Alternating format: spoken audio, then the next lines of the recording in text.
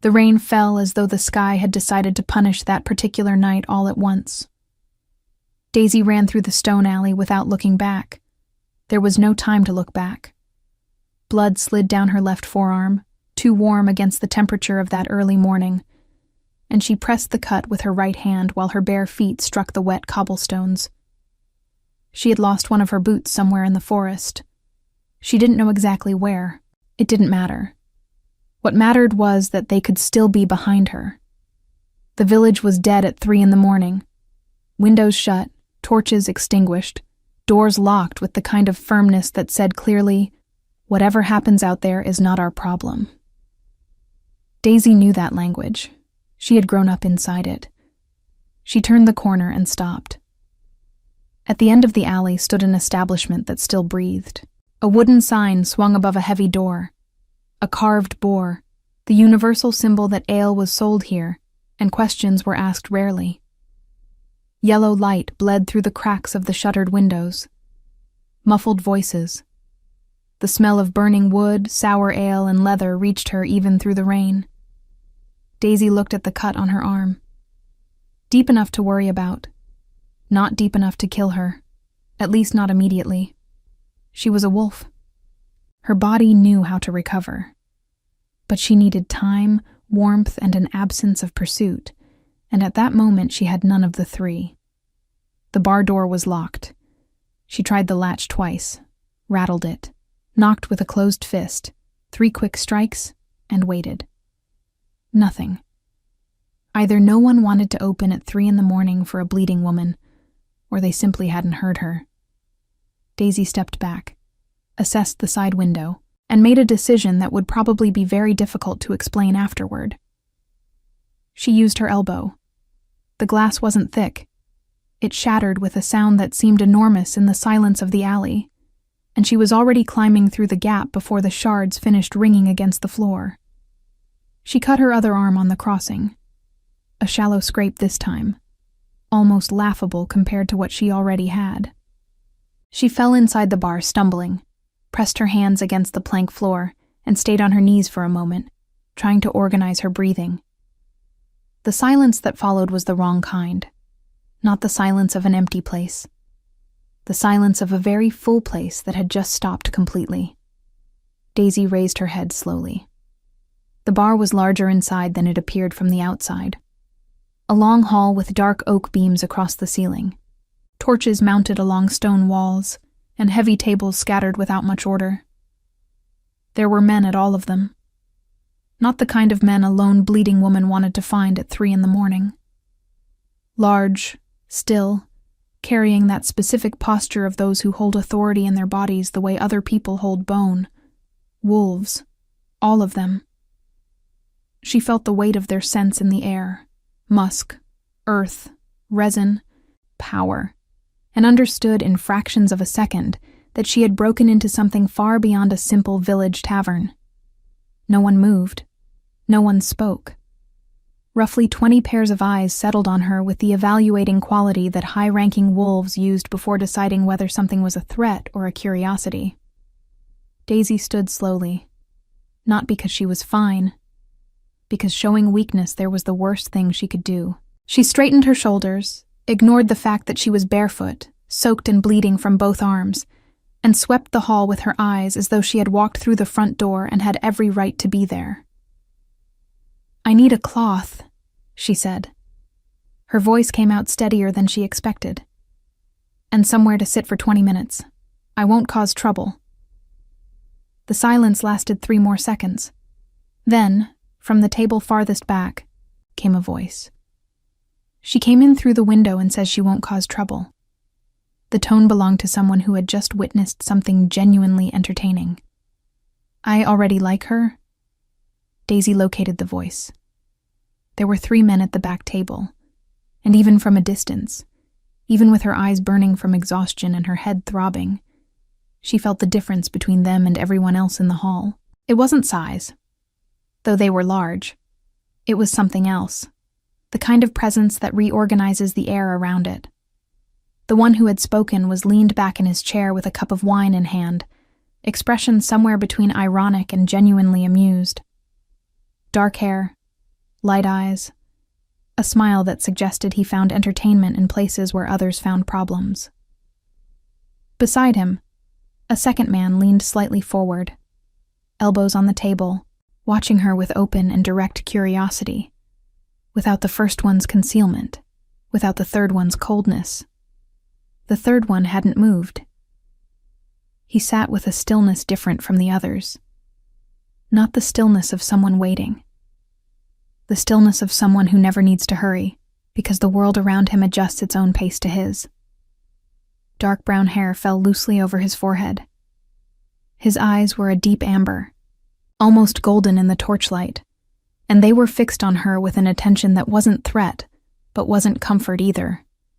It was pure assessment, without visible judgment, as though he were reading something written in a language only he knew. Daisy couldn't hold his gaze for more than 2 seconds. There was something in the scent coming from that table. Older, denser, heavier than anything she had encountered before. Resin and stone, and something that had no precise name, only weight. The man with the ironic expression spoke again, this time addressing the third. Caius, a single word, a name. Or perhaps a question disguised as a name. The man called Caius didn't answer immediately. He kept watching Daisy for a moment, that lasted too long to be casual. Then, without hurry, without drama, he turned slightly to the side and said something low to the man on his left. The man on his left stood, walked to the counter, exchanged a few words with the server, and returned with a clean folded cloth and a bowl of water. He walked to Daisy and set both things on the nearest table without ceremony, as though it were the most natural thing in the world. "Sit," he said. It wasn't an order. It was almost gentle. "You're losing blood on the bar floor." Daisy looked down. A small dark pool had formed around her bare feet. She sat. Her hands trembled slightly as she picked up the cloth. Adrenaline, she knew, not weakness, and began wrapping the fabric around the deeper cut. The hall resumed around her, voices picking up conversations at low volume, but she knew she was still being watched. She felt it as physical pressure between her shoulder blades, and she felt, more than all the others, the specific weight of Caius's gaze. It wasn't threatening. It was more unsettling than that. It was the gaze of someone who had already decided something but had not yet revealed what. The bar door swung open with force. 2 wolves stepped in carrying rain and urgency. They were young, hunting knives on their belts, and they brought the scent of forest mixed with something sharper. Controlled anger, pursuit, the specific energy of those who chase something they believe belongs to them. Their eyes swept the hall and landed on Daisy. The taller one stepped forward. "That woman is property of the Grey Pack," he said, his voice loaded with the performative authority of someone accustomed to being obeyed without question. "She belongs to us by blood debt. We're taking her back." Silence returned to the bar, different from before. Daisy didn't stand. She kept her hands around the cloth on her arm and fixed her gaze on the table in front of her, because she knew that if she looked at them now, she would show fear, and fear was fuel. From the back table, no movement. But Caius's voice cut through the hall with the quality of something absolutely still and absolutely unshakable at the same time. "She's not going." 3 words, no rise in tone, no explicit threat. With the kind of certainty that doesn't need volume to fill every corner of a space. The tall man looked toward the back table, and Daisy, even without raising her eyes, felt the exact moment he recognized who was sitting there. The color must have drained from his face. She could almost picture it.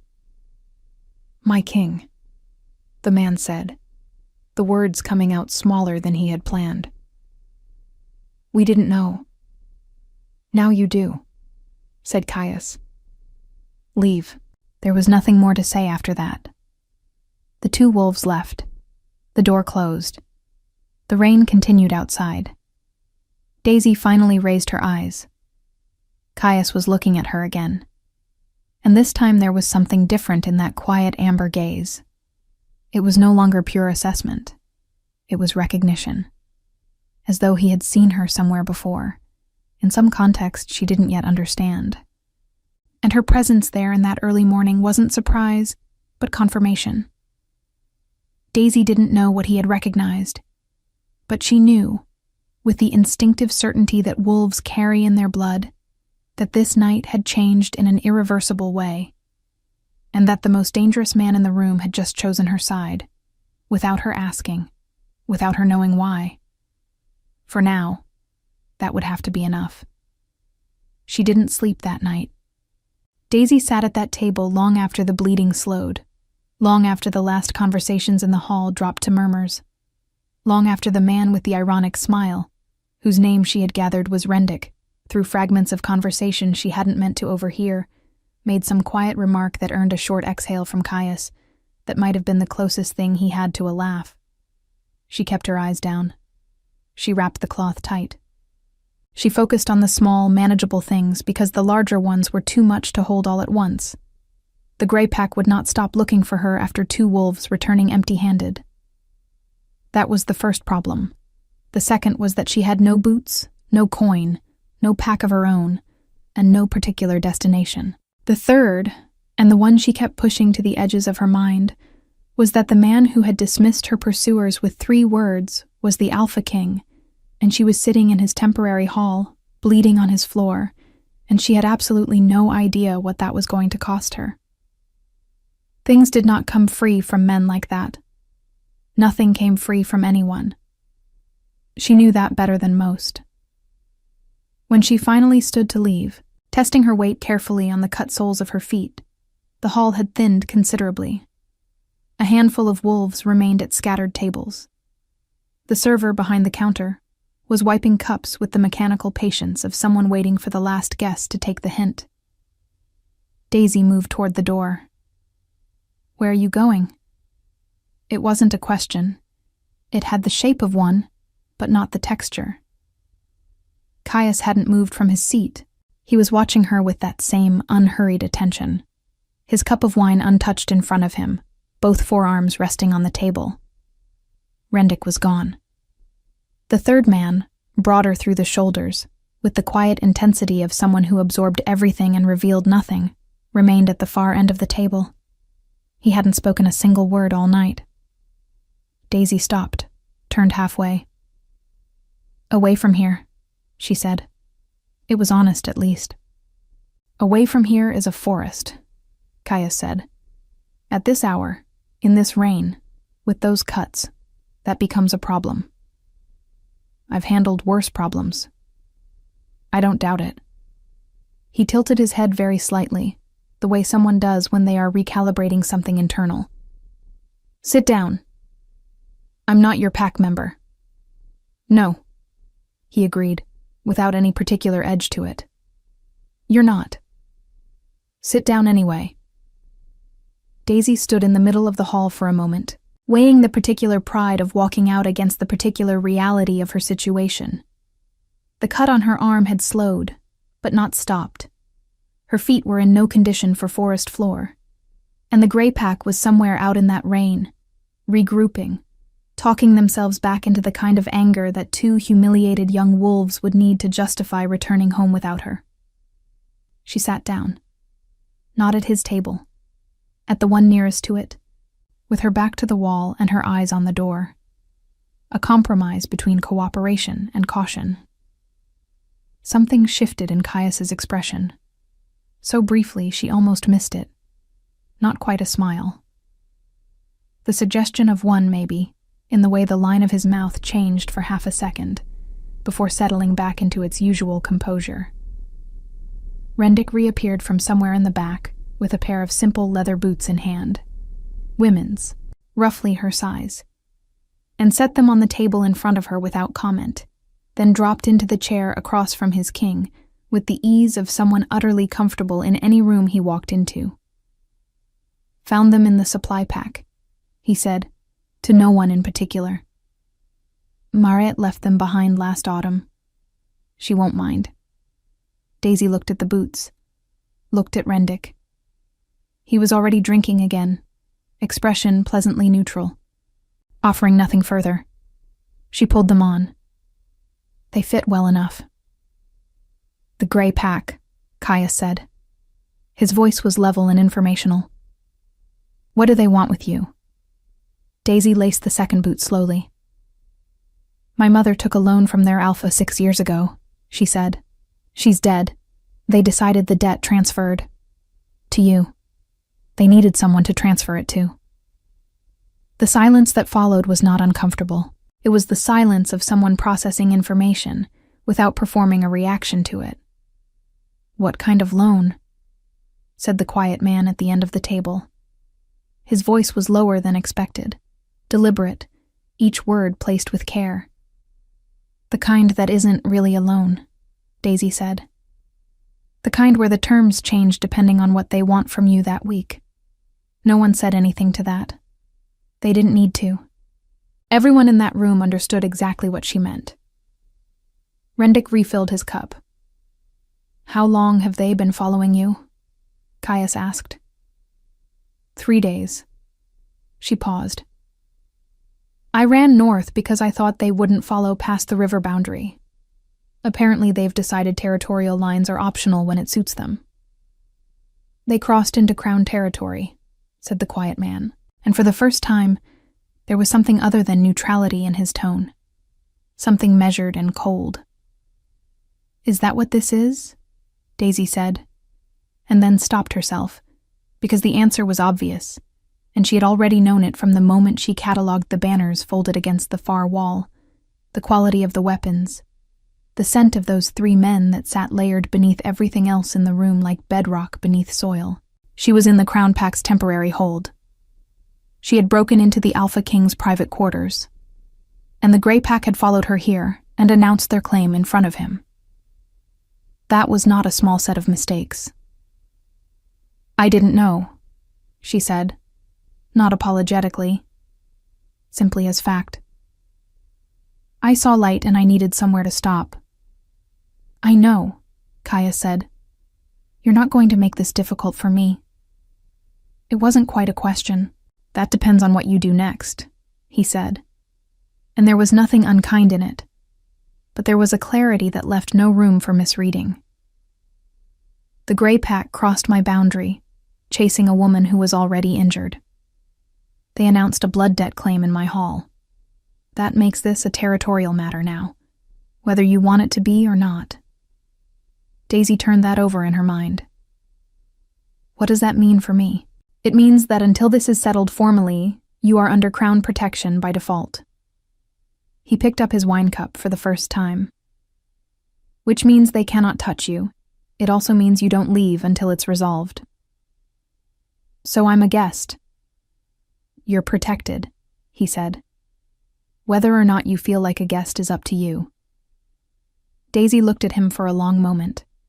She was trying to find the angle. There was always an angle. Men like this, powerful, certain, quiet, they didn't offer things without wanting something in return. That was a law older than pack politics, older than blood debt, older than anything she could name. But his amber eyes held nothing she could identify as calculation. Only that same steady attention, turned on her like a lantern in a dark room. Not blinding, not demanding, just present. What's your interest in this? She asked. A pack violated my border, he said simply. That is my interest. That's the official reason. It's the only reason I'm offering tonight, he said. And then, quieter, get some rest. There's a room in the back. Pela will show you. As if summoned, a small older woman appeared from the corridor behind the counter, compact and unhurried, with the manner of someone who had seen everything and been surprised by very little. She looked at Daisy with eyes that were neither warm nor cold, simply practical. Daisy stood. She paused before following Pela, turning back once toward the table. I don't take well to being kept somewhere against my will, she said. I know, Caius said, and he was looking at her again with that expression she couldn't fully decode. Quiet and certain, and oddly careful for a man who held more power than most people would see in a lifetime. "That's not what this is." Daisy held his gaze for 2 seconds. 3. Then she followed Pela down the corridor. She didn't look back again. But she heard, just before the corridor swallowed the sounds of the hall, Rendik's voice carrying lightly over the crackling of the last torches. "Well," he said, to whoever was still listening. That was not a boring evening. And she heard nothing from Caius in response. Only silence, which, she was beginning to understand, was its own kind of answer. Morning arrived gray and wet, the rain reduced to a thin mist that softened the edges of everything outside the narrow window of the room Pela had shown her to. Daisy had slept. Not well, not long, but enough for her body to begin the work it needed to do. She unwrapped the cloth from her arm and examined the cut in the pale morning light. It had closed overnight, the particular efficiency of wolf healing that she had always been grateful for, even when everything else about her circumstances gave her little reason for gratitude. A pink seam remained, where the deepest part had been. By tomorrow it would be a faint line. By the day after, nothing. She sat on the edge of the narrow cot and took stock. The room was small and plain.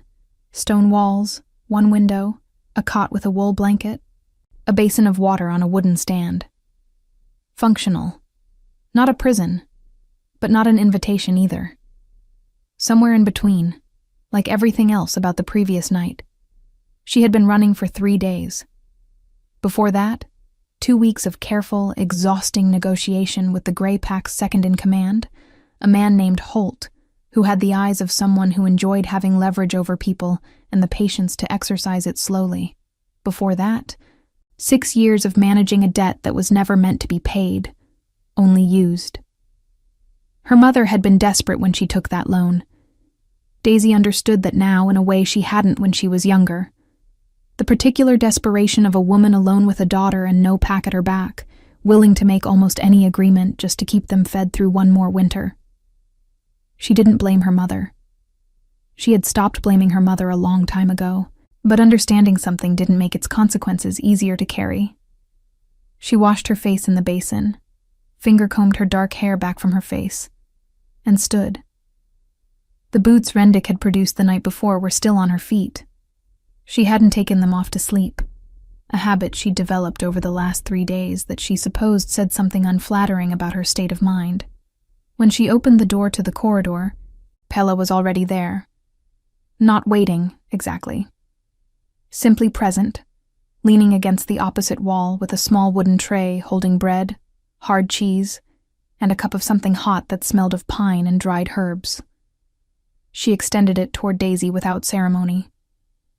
"The king will want to speak with you this morning," Pela said. "After you eat. Does the king always arrange breakfast before difficult conversations?" "This king does," Pela said, with the flatness of someone stating observable fact. "It's one of the better things about him." Daisy ate, standing in the corridor. The bread was dense and still warm. The drink was bitter and herbal and spread heat through her chest in a way that made her feel, briefly and inconveniently, like something might be all right. She followed Pela out. The main hall looked different in daylight. Smaller somehow, without the torchlight expanding the shadows, and quieter. Only a handful of wolves present, moving with the purposeful efficiency of a traveling pack breaking down a temporary hold. Bedrolls and supply packs were being organized near the door. The banners she had noticed the night before, deep charcoal gray with a silver crown above crossed wolves, were being folded with careful precision by 2 younger wolves who handled them with the reverence of objects that meant something beyond decoration. Caius was at the back table again. He was standing this time, bent over a spread of papers. Maps, she realized, as she drew closer, hand-drawn and covered in notation. The quiet man from the night before stood beside him, pointing at something on the largest sheet with the tip of one finger. They were speaking in low voices, and neither of them looked up immediately when she approached. She stopped a few feet away and waited. After a moment, Caius straightened, He looked at her with the same quality of attention as the night before. Present, unhurried, reading something in her that she couldn't quite identify. In daylight, she could see him more clearly. The torchlight the previous night had given everything a certain drama, that morning stripped away, and what remained was somehow more unsettling than the dramatic version. He was perhaps 10 years older than her, though with high-ranking wolves that was difficult to gauge. There were faint lines at the corners of his eyes that suggested someone who spent a great deal of time outdoors, or thinking, or both. His jaw was sharp. His shoulders were the kind that had carried real weight, not just symbolic weight, and there was a particular stillness to the way he held himself that Daisy recognized. The stillness of someone who had learned very early that controlled presence was more powerful than noise. "How is your arm?" he said. "Healing." "Good." He set down the paper he had been holding. "Sit." She sat, mostly because she wanted to, and not because he told her to, which felt like an important distinction to preserve. The quiet man folded the map sufficiently and stepped back with the particular discretion of someone long practiced in knowing when to be present and when to become furniture. His name, she had gathered from the morning's quiet exchanges, was Soren. He had the look of a man who had served loyally for a long time and had made peace with the fact that loyalty was its own reward. "The Grey Pack sent a formal messenger this morning," Caius said. Daisy's jaw tightened. "They've submitted a blood debt claim in writing," he continued, his voice completely level. "Addressed to the Crown. They're requesting that the woman found in Crown territory last night be returned to Grey Pack custody pending resolution of the claim." "And what did the Crown say?" "The Crown has not yet responded." He studied her face. "I wanted to speak with you first." "Why?" "Because a blood debt claim requires verification," he said. "I don't act on assertions. I act on facts." A pause. "Tell me about the debt." So Daisy told him. Not everything. Not the parts that were too old and too private to hand to a stranger across a table. But the relevant parts. Her mother's arrangement with the Grey Pack's former alpha, the terms that had been deliberately vague, the way those terms had shifted after her mother died and Holt had taken over management of the claim, the years of small submissions and growing demands, and the final thing they had asked of her 3 weeks ago that she had refused. She spoke without particular emotion. She had told herself the story enough times that it had worn smooth, the way stones do in moving water, still hard underneath, but no longer sharp on the surface. Caius listened without interrupting. His eyes stayed on her face throughout. When she finished, he was quiet for a moment. "What did they ask for?" he said. 3 weeks ago. The thing you refused." Daisy met his gaze. "They wanted me to go to the Aldrich Pack's hold and report back on their internal movements," she said. "Holt has been building a case against Aldrich's Alpha for some territorial dispute. He wanted someone expendable to gather information. Someone whose disappearance, if it came to that, wouldn't require explanation." The silence that followed had a different texture. Soren, from his position near the wall, made no sound. But something in his posture changed. A slight shift, an almost imperceptible tension. Caius's expression remained composed, but something moved behind his eyes, brief and controlled, like weather passing over still water. "The Aldrich Pack," he said slowly. "I know who they are," Daisy said. "I'm not naive. I knew what Holt was asking me to walk into. And yet the Grey Pack's official claim frames this as a simple debt collection." "The Grey Pack's official claim," she said, "is whatever is most convenient for them." Caius looked at her for a long moment. Then he turned to Soren, and something passed between them without words. The kind of communication built over years of shared context. The language of men who had worked alongside each other long enough to conduct entire conversations through small shifts of expression. Soren left the hall quietly. Caius turned back to her. "The debt claim will be reviewed," he said. "Formally. Under Crown law, an inherited blood debt requires documented proof of the original terms. The line of his mouth was steady, but there was a certainty underneath his words that felt like ground. I suspect the Grey Pack's documentation will be found insufficient. You don't know that yet. No, he agreed. But I know enough to know that what you've described is not a debt. It's leverage, and Crown law does not protect leverage. Daisy studied him. You believe me, she said.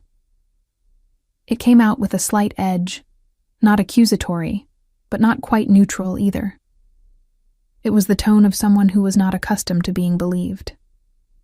Caius didn't look away. Yes, he said simply. It was such a plain word, undecorated, without the performance of generosity or the weight of obligation attached to it. Just yes, as though it were obvious, as though the alternative had not seriously occurred to him. Daisy looked down at the table. Something moved in her chest that she didn't have an immediate name for. Not relief. Relief was too simple. Something older than relief, and less comfortable. The feeling of a door opening in a wall you had stopped expecting to have doors. Outside, the mist had thinned. A pale, watery light was beginning to reach through the windows, spreading across the stone floor in long rectangles. The Crown Pack's youngest wolves were loading the last of the supply packs by the door. Somewhere outside, horses moved, and someone called an instruction across the courtyard in a voice too distant to decipher. The temporary hold was being dismantled, which meant they were moving, which meant, Daisy realized, that she was about to find out what Crown protection actually looked like in practice, and whether the man sitting across from her meant what he said, or whether this was simply a different kind of leverage wearing a more reassuring face. She supposed there was only one way to find out. The Crown Pack traveled in a formation that said everything about who they were without a single word being spoken. Daisy rode near the middle of the column. Pella had produced a gray mare from somewhere with the same quiet efficiency with which she seemed to produce everything, and from that position she could see the shape of how they moved. Scouts ahead and behind. The younger wolves in pairs, watchful. Soren at Caius's left, close but not crowding. Rendick somewhere near the back, audible before visible, his voice carrying occasionally over the sound of hooves and wet earth and fragments of conversation that made whoever was near him exhale with reluctant amusement. Caius rode at the front without ceremony. No banner carried directly before him. No formal announcement of his passage through the villages they skirted at the edges. And yet every wolf they passed, farmers checking flooded fields, a small trading post at a crossroads, a group of young pack members running the tree line in half shift. Every single one of them knew. The stillness that moved through people when he passed was not the stillness of fear, though there was respect in it. It was the stillness of recognition, of something large and certain moving through the landscape. Daisy watched it happen 3 times before she stopped watching for it. She rode beside Pella, who offered information in the particular way of someone who had decided that being useful was more interesting than being mysterious. "We're 2 days from the Crown Hold," Pella said, on the first hour of riding. "We stopped at the village because the king had business with the river clans. Border negotiations. He prefers to conduct them in person rather than through messengers." "Does he conduct most things in person?" "Most things that matter," Pella said. "He has people for the things that don't." Daisy considered that. "How long have you traveled with the pack?" 31 years, Pella said, without particular sentiment. "Since before he was king. His father's hold, then his." Daisy glanced at her. "And what was he like? Before?" Pella looked at her with those practical, unsurprised eyes. "Quieter," she said. "If you can imagine it." They stopped at midday in a clearing where the forest opened briefly, around a wide flat stone that served, apparently, as a known rest point along this particular road. Fires were started with practiced speed. Food came out of packs. The wolves moved with the efficiency of a group, that had made this journey enough times to have developed instincts about it. Daisy sat apart, her back to a fallen log, and was examining the healed line on her forearm when a shadow fell across her. She looked up. It was not Caius. A young woman stood a few feet away, maybe 2 years younger than Daisy, with copper-red hair pulled back severely, and the kind of expression that was trying very hard to be neutral and not entirely succeeding. She was one of the Crown Pack's wolves. Daisy had noticed her riding near the front of the column, close enough to the core group to be trusted, young enough that the trust was probably recently earned. "Senna," the young woman said, by way of introduction. Then, after a pause, "You're the woman from last night." "I am. The one who broke the window. Also me." Senna appeared to be working through something internally. She sat down on the log without being invited, which Daisy found, against her better judgment, slightly endearing.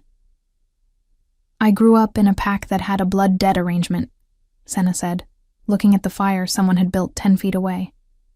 "Not me personally, my aunt. They held it over the whole family for 11 years. She was quiet for a moment. "I'm not saying that to make you feel like I understand your situation. I don't, fully. I'm saying it because I think you should know that not everyone here is wondering what you want from the king." Daisy studied the side of Senna's face. "What are they wondering?" "Whether you'll stay," Senna said simply. "Pella thinks you'll run the first chance you get. Rendick has a wager on it. Which means at least 4 other people do too." A pause. "Soren hasn't said anything, which means he's already decided and he's keeping it to himself." "And what do you think?" Senna finally looked at her directly. "I think you haven't decided yet," she said. "And I think that's more honest than most people who come through a crown hold." Daisy didn't answer that. But she didn't look away either. The second day of travel brought them out of the heavy forest and into the elevated terrain that preceded the crown hold. Rocky outcroppings, wind-shaped trees, a sky that had finally cleared overnight and now spread above them in cold, sharp blue.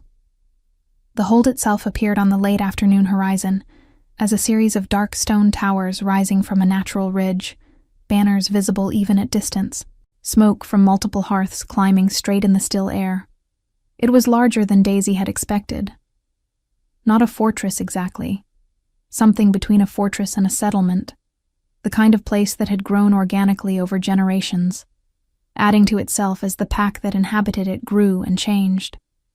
She could see the outer wall, the inner structures behind it, what appeared to be working buildings along the eastern edge, stables, storage, a forge judging by the particular quality of smoke. It looked permanent. It looked like a place that had no intention of going anywhere. Something about that settled strangely in her chest. She had not lived anywhere permanent in 6 years. The gates opened before the column reached them. The scouts had sent word ahead, clearly, and they rode through into a courtyard that was already arranged to receive them. Stable hands, pack members, a cluster of older wolves near the main entrance who bore themselves with the weight of people who managed things. Daisy stayed on her horse longer than necessary, watching the activity, until Pela appeared at her side on foot. "Come," the older woman said. "I'll show you to the guest quarters, real ones this time." She had a room on the 2nd level of the east wing. Stone walls, yes, but hung with woven panels in deep greens and browns that absorbed the cold. A proper bed with 2 wool blankets and a pillow that smelled of dried lavender and cedar. A window that looked out over the eastern approach, where the forest began again at the base of the ridge. A basin, a pitcher, a small table, a chair. It was more than she'd had in longer than she wanted to calculate. She sat in the chair for a while after Pella left, not doing anything in particular, just letting the stillness of it exist around her. That evening, she was brought to a smaller dining hall. Not the main one, which she could hear through the stone walls, full of pack noise and the particular energy of a large group reunited with its home. This room held only 6 people, Caius, Soren, Rendick, Senna, Pella, and a broad older man named Garrett, who appeared to be the pack's senior counsel, and who looked at Daisy across the table with the assessing expression of someone doing careful, professional arithmetic. The food was plain and good. Someone poured wine. Rendick told a story about the River Clan negotiations that was almost certainly exaggerated, and that made Senna press her lips together very hard against something that wanted to be a laugh. Caius ate quietly, as she suspected he did most things, and spoke occasionally with Soren in the low shorthand of long familiarity. Twice his gaze moved to Daisy across the table, with that quality of attention she still hadn't found the right word for. Not possession, not calculation. Something that felt uncomfortably like genuine interest, the kind directed at a person rather than a situation. After the meal, when the others had drifted into smaller conversations, Caius set down his cup and looked at her directly. "Garrett has begun the formal review of the debt claim," he said. "How long will it take?" "A week, perhaps less." His eyes stayed on her face. "In the meantime, you're welcome in this hold. Not as a prisoner, not as an obligation, as a guest with full standing. And if I wanted to leave before the review is complete?" "Then you leave," he said. "I meant what I said. That's not what this is." Daisy looked at him. "Why does it matter to you?" she said. "The real reason, not the territorial violation, not the border protocol. Why does it matter what happens to me?" The table had gone slightly quieter. Rendick had developed a sudden intense interest in his wine cup. Soren was looking at the wall. Caius was quiet for a moment. When he spoke, his voice was the same as always, level, unhurried, carrying that quality of someone who had thought about what he was going to say before he said it. "Because I was watching the road from the north window when you came through the alley," he said. "You were injured, alone, being pursued, and you broke a window rather than knock on doors that you knew wouldn't open." A pause. "You didn't ask for help. You found a way in." Daisy said nothing. "That matters," he said simply. "The kind of person who does that in that situation. That matters." The fire in the hearth settled with a soft collapse of wood. Outside, the night wind moved through the ridge, and somewhere in the outer courtyard, a wolf howled once, briefly, in the particular register that meant home, safe, arrived. Daisy looked down at the table. The door in the wall she had stopped expecting. Still open. The review took 6 days. Daisy spent them learning the shape of the crown hold, the way she had always learned places. Quietly, through observation, through the gradual accumulation of small details that eventually composed something like understanding. She learned which corridors caught the morning light, and which stayed cold until midday. She learned that the forge on the eastern edge was run by a woman named Bryn, who had been with the pack longer than almost anyone, and who spoke only when she had something worth saying, which Daisy respected enormously. She learned that the main hall was loudest in the hour before the evening meal, and quietest in the hour after it, and that the quietest part of the entire hold was the North Library, a narrow room on the 3rd level that smelled of old leather and tallow, and where Caius apparently spent a portion of most mornings. She did not seek him out. She was aware that she was being given space deliberately, that the particular freedom of her movement through the hold, the absence of escort or supervision, was not casual but intentional. It was the kind of space offered by someone who understood that trust built under pressure was not trust at all. She was aware that she noticed this. She was less comfortable with how much she appreciated it. Senna found her most afternoons, not by arrangement, or at least neither of them acknowledged any arrangement, but with the consistency of something that had become, without formal decision, a habit. They walked the outer wall in the late light, or sat in the great kitchen where Senna seemed to have a standing welcome based on her willingness to help with whatever needed doing. And they talked. About small things first, then gradually less small things, with the particular rhythm of two people who had both learned to be careful and were carefully choosing to be slightly less so. Senna had come to the Crown Pack 4 years ago from a mid-rank pack in the Eastern Territories, recruited, though she used the word loosely, after demonstrating a talent for reading territorial maps that her original pack had not known what to do with. She had opinions about nearly everything, and the good sense to know which ones were worth voicing aloud, which made her, in Daisy's estimation, more politically intelligent than half the formally ranked wolves in the hold. On the 4th evening, Senna sat across from her in the kitchen with 2 cups of something warm and said, without particular preamble, "He asked Soren about you today." Daisy wrapped her hands around the cup. "What did he ask?" "Whether you seemed settled." Senna's expression was carefully neutral in the way it was when she was being deliberately careful. "Soren said he thought you were still deciding." "Soren is perceptive." "Soren is always perceptive," Senna said. "It's exhausting." She paused. "He also said, and I'm told this is significant for Soren, that he thought you were worth the deciding." Daisy was quiet for a moment. "What does that mean, in context?" "It means Soren has been with Caius for 14 years, Senna said.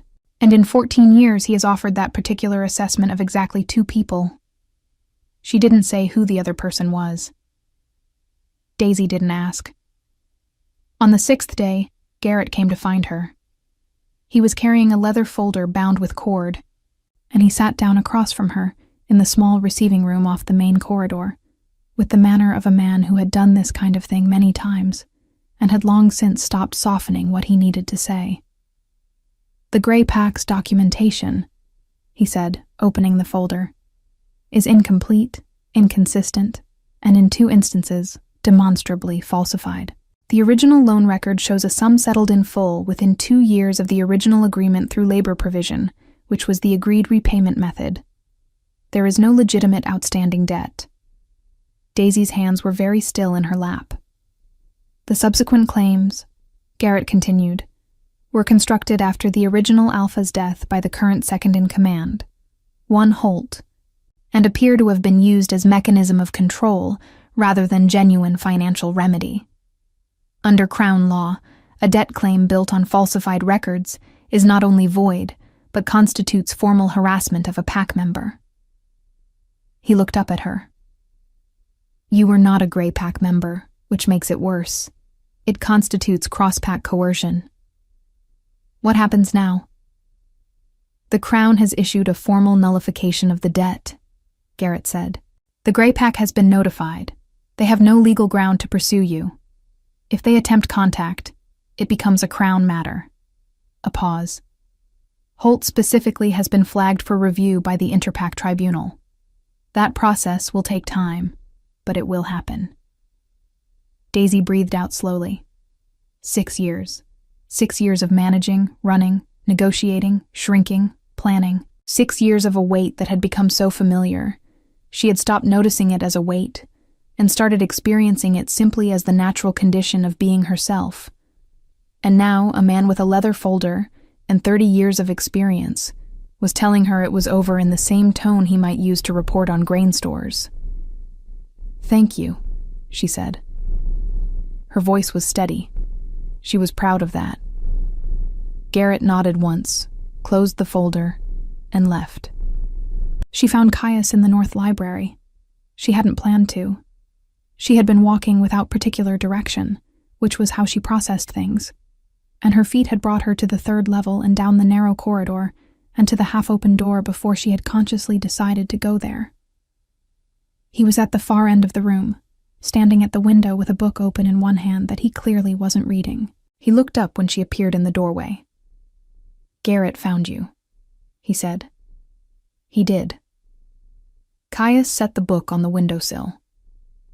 The late afternoon light came through behind him, pale gold, turning the amber of his eyes several degrees warmer.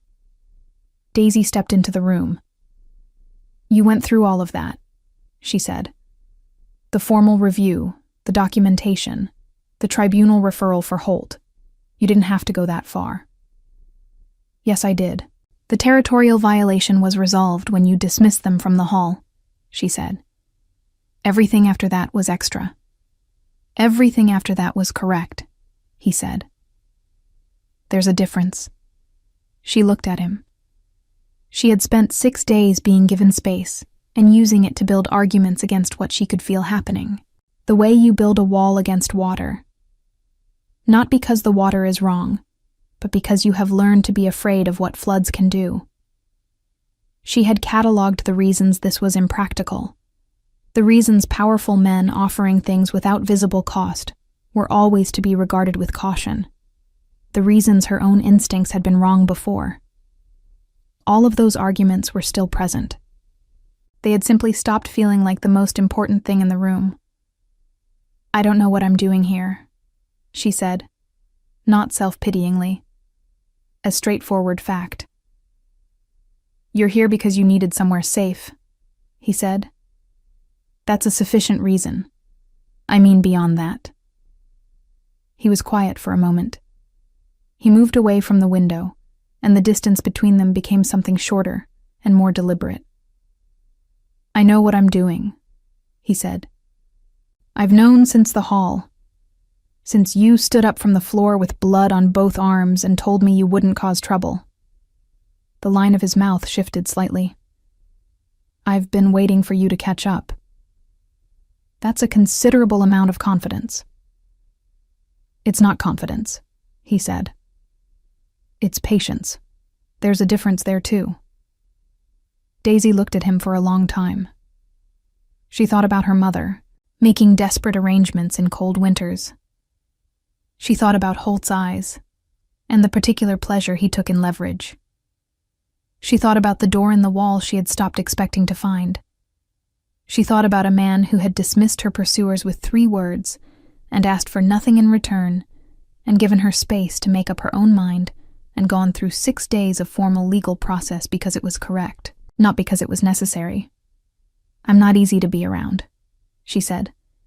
I've been managing alone for a long time. I have habits. I have patience, he said. I mentioned that. I'm serious. So am I, he said, and the simplicity of it, the complete absence of performance in it, was more persuasive than anything complicated could have been. Daisy exhaled. All right, she said. It was not a grand declaration. It was not a ceremony or a ritual or a formal bond spoken before witnesses. It was 2 people in a narrow library at the end of an afternoon, choosing each other with the quiet certainty of something that had been true for a while and was only now being said aloud. Caius reached out and touched the healed line on her forearm lightly with 2 fingers, the scar from the night she had broken through his window. And the touch was so careful, so deliberate, that it said more than most speeches. What came after was not immediate or effortless, because real things rarely are. There were weeks of adjustment, of learning the rhythms of the hold and being learned in return. There were conversations that were difficult, and ones that were easy, and long silences that were neither uncomfortable nor empty. Rendick, who had apparently won his wager about something, no one would tell Daisy exactly what, was insufferably pleased with himself for approximately a month, until Senna, who had been promoted to the pack's senior cartography position, made a comment so precisely targeted at his pride that the whole hall laughed, and he was considerably more manageable afterward. Soren said nothing about any of it, but on the morning when Daisy stood in the main hall for the first time at Caius's left side for the weekly pack gathering, the position that meant something, that everyone in that room understood, she caught Soren watching with an expression so close to satisfaction that it might as well have been celebration for him. Pela had already begun referring to the East Wing room as Daisy's room without apparent awareness that she was doing it. The Grey Pack's formal dissolution came 4 months later, when the Interpack Tribunal completed its review of Holt's conduct and found not only the falsified debt records, but a pattern of coercion against 7 other wolves across 3 different packs spanning 9 years. Holt was stripped of rank and exiled from pack society entirely. The Grey Pack, without his particular brand of management holding it in a shape it had never naturally wanted to be, reorganized quietly under a younger alpha and submitted to Crown oversight voluntarily within the season. Daisy received the tribunal's notification in the library, where she had developed her own habit of spending mornings. She read it twice, set it on the table, and sat quietly for a while. Then she went to find Caius. He was in the courtyard, speaking with Garrett about something that involved a great deal of pointing at a map spread across a stone table and very little apparent agreement. He looked up when she appeared, and whatever he saw in her face made him say something brief to Garrett, who nodded and stepped back with the diplomatic discretion of long practice. She held up the notification. He read it where he stood. When he finished, he looked at her with those amber eyes in the afternoon light, and the expression on his face was not triumph or satisfaction, but something quieter and more permanent. "It's done," she said. "It's done," he agreed. She folded the paper, put it in her pocket, looked at the hold around her, the walls she knew now, the people who had become familiar, the ridge and the forest beyond it, and the smoke from Bryn's forge rising straight into a clear sky. "I stopped running," she said. It came out slightly surprised, as though she had just noticed. "I know," said Caius. "I noticed." She looked at him. He was watching her with that patience he had mentioned, the particular patience of someone who had been willing to wait, because what he was waiting for was worth it, and who had been right about that, and who would never say so in a way that made it about being right. Daisy thought that she could spend a very long time learning the various ways in which Caius was insufferably decent, and that this would not be the worst possible use of a life. She took his hand.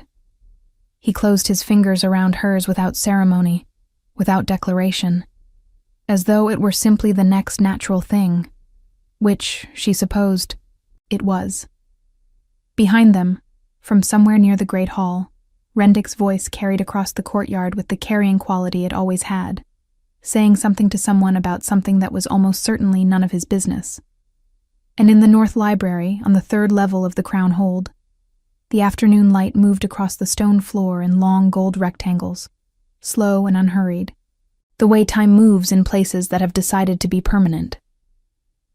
The story had begun with a woman bleeding in the rain, running toward the only light she could find. It ended with her standing in the sun, holding the hand of the man who had chosen to keep that light on, not because she had asked him to, because he had seen her come through the window and known.